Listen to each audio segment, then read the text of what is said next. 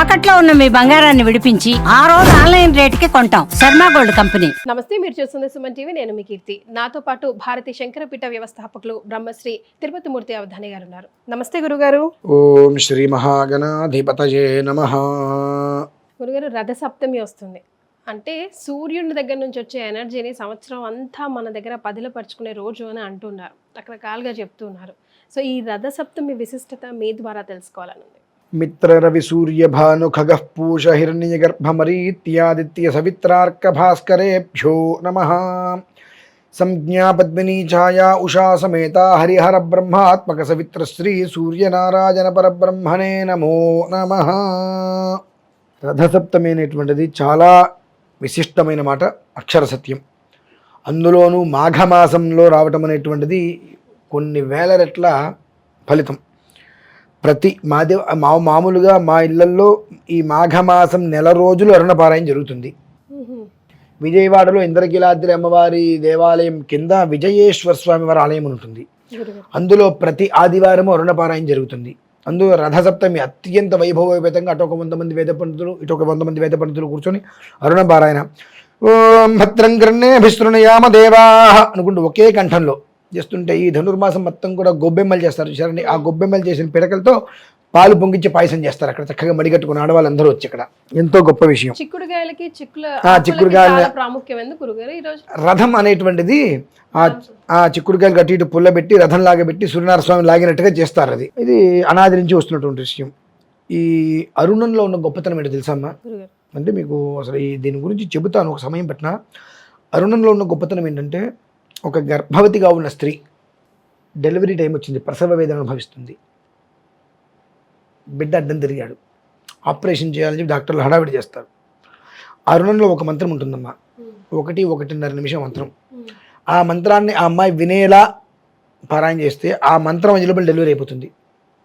అవునా గురుగారు? అంత పవర్ఫుల్. కానీ గర్భవతిగా ఉన్నప్పుడు కొన్ని మంత్రాలు అస్సలే పఠించకూడదు అంటారు. అదే అంటున్నారు, ఆవిడ పఠించిన కానీ వినిపించాలంటున్నా. వినిపించాలి.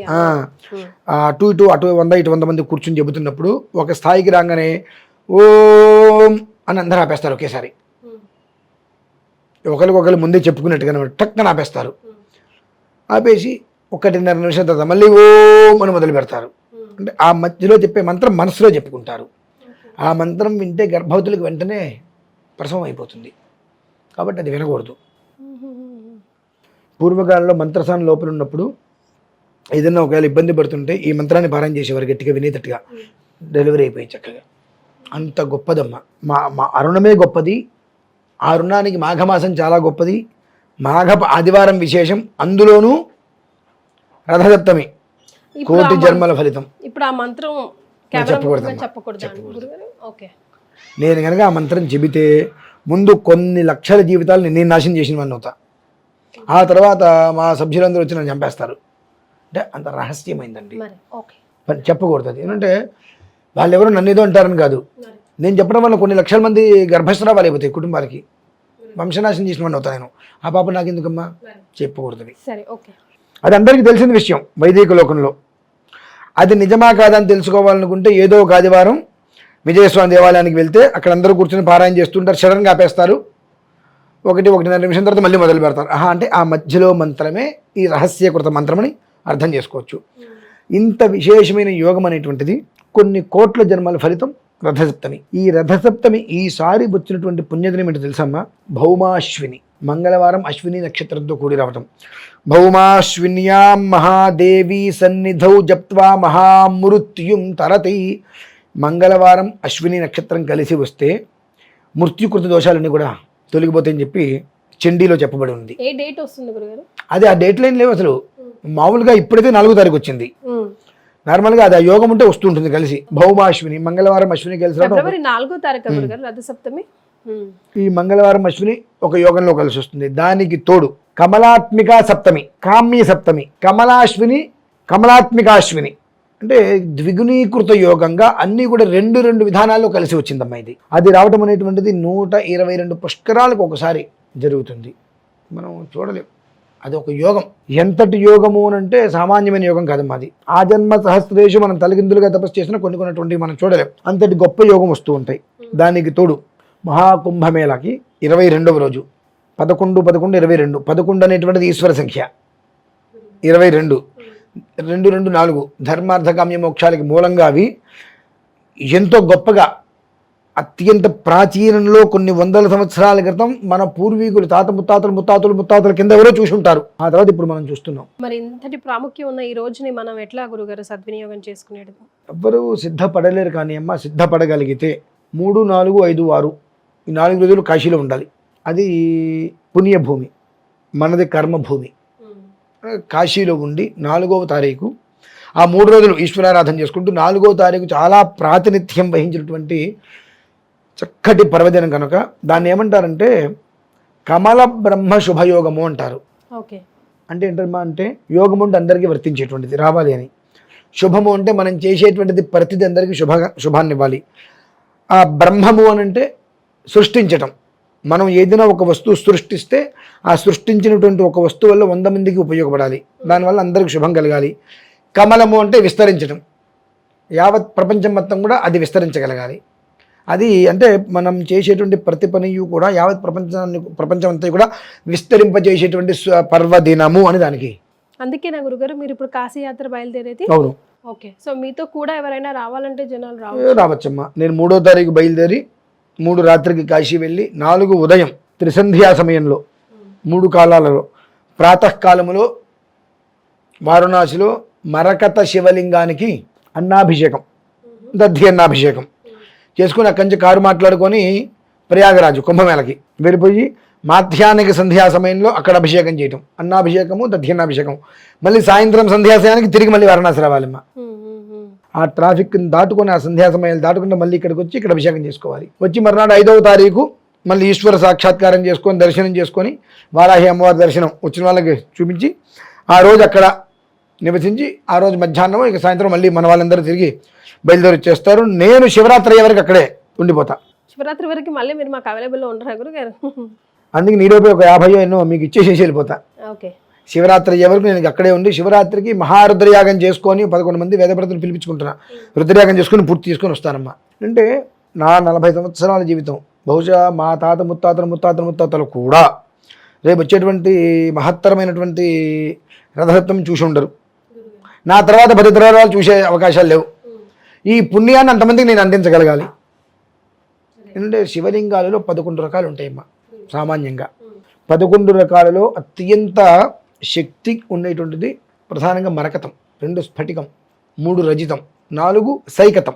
ఇక ఆ తర్వాత 5వది వచ్చేటప్పటికి నర్మద బాణం అవుతుంది, తర్వాత సువర్ణ శివలింగం అవుతుంది. ఆ తర్వాత వచ్చేటప్పటికి కృష్ణశిలతో చేసే శివలింగం, పాదరస శివలింగం, మృణ్మయ అంటే మట్టితో చేస్తారు ఆ మృణ్మయ శివలింగం, ఇలా వస్తాయి.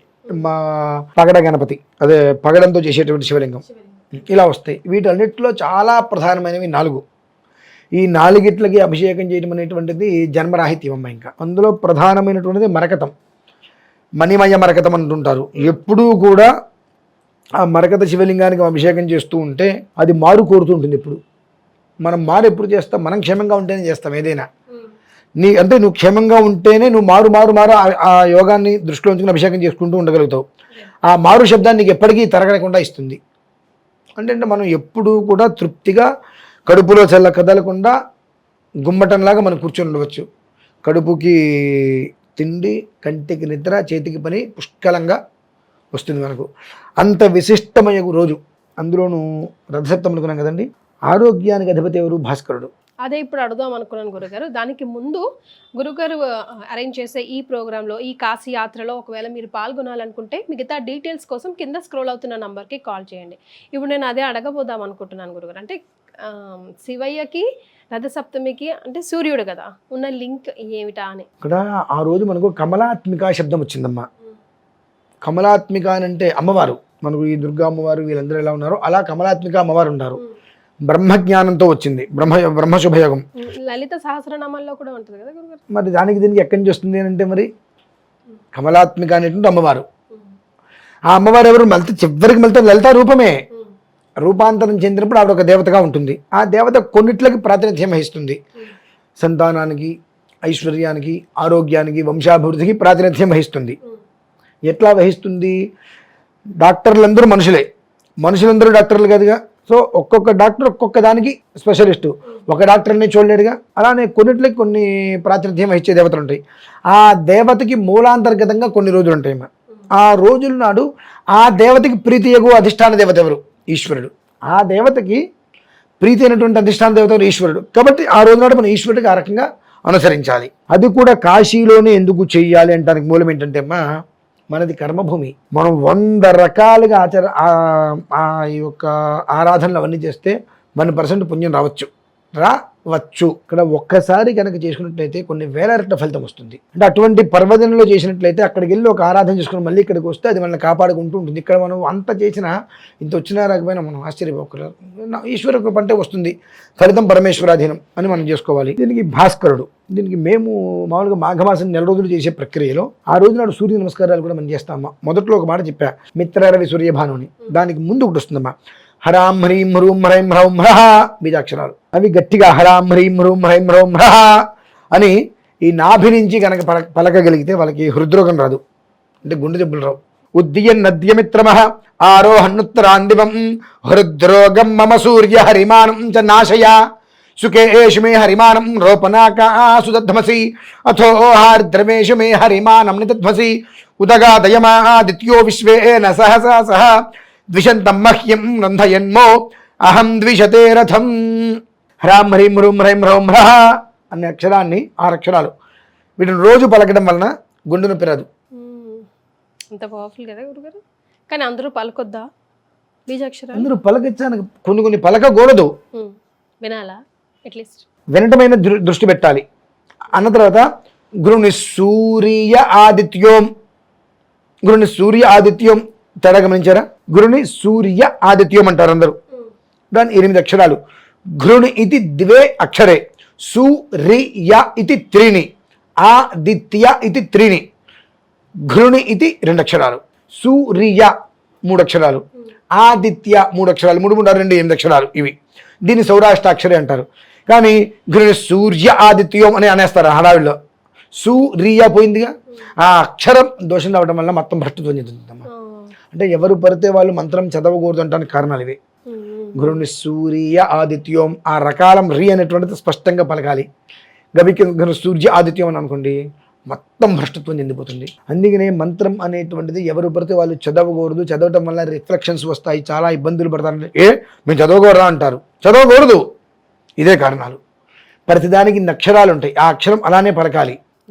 సే షాస, మీరు తానండి, త త అనే అక్షరం మనం పలకాలంటే 2 పళ్ళ మధ్యలోకి నాలిక వచ్చి దాన్ని అదేం పెట్టి త అంటే అది పూర్ణాక్షరం, లేదంటే అర్ధాక్షరం అయిపోతుంది. అది అంటే ఏ అక్షరం ఎలా పలకాలి కూడా ఉంటుందమ్మా. అలా పలికితే అది పూర్ణత్వం వస్తుంది. ఆ రోజు నాటికి మనం చేసేటువంటిది కొన్ని లక్షల మనకు జన్మల ఫలితం వస్తుంది మనకు. అంటే తర్వాత మన పూర్వంలో బహుశా ఎవరు చూసి ఉండకపోవచ్చు, కొన్ని తరాలు వెనక్కి వరకు, కొన్ని తరాలు ముందు వరకు ఎవరు చూసే భాగ్యం లేదు. కాబట్టి మనం ఆ రోజు నాడు చేసుకునేటువంటిది ప్రక్రియ తరతరాల వాళ్ళకి అది ఎంతో పుణ్యంగా ఆపాదిస్తుంది. కాబట్టి అది కాశీలోనే ఎందుకు చేయాలంటే అది మహాశ్మశానం, శ్మశానం. అక్కడ అడుగు పెడితే చాలు, లోపల మొత్తం దహించుకుపోతాయి. సరే గురుగారు, రాగలిగిన వాళ్ళు వస్తారు, రాని వాళ్ళు అట్లీస్ట్ ఇక్కడ ఏం చేసుకోవచ్చు అంటారు? అమ్మా రావాలనుకుంటే అందులో రావచ్చమ్మా. ఇప్పుడు ఎట్లాగో కుంభమేళ జరుగుతుంది, అక్కడ స్నానానికి కూడా వెళ్తూ ఉంటారు.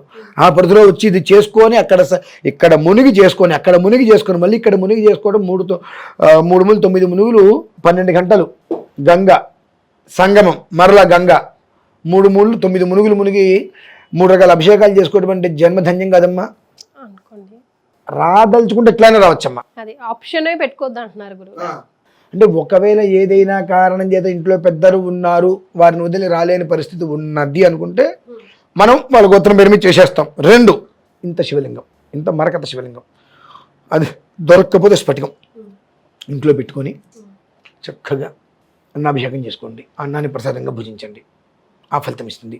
సౌరాష్ట్రాక్షరితో సూర్య నమస్కారాలు పూర్తి చేసుకొని ఈ విధానాన్ని అనుసరించండి, చాలా బాగుంటుంది. అది విషయం. చాలా సంతోషం గురుగారు, ధన్యవాదాలు. రమేశ్వర.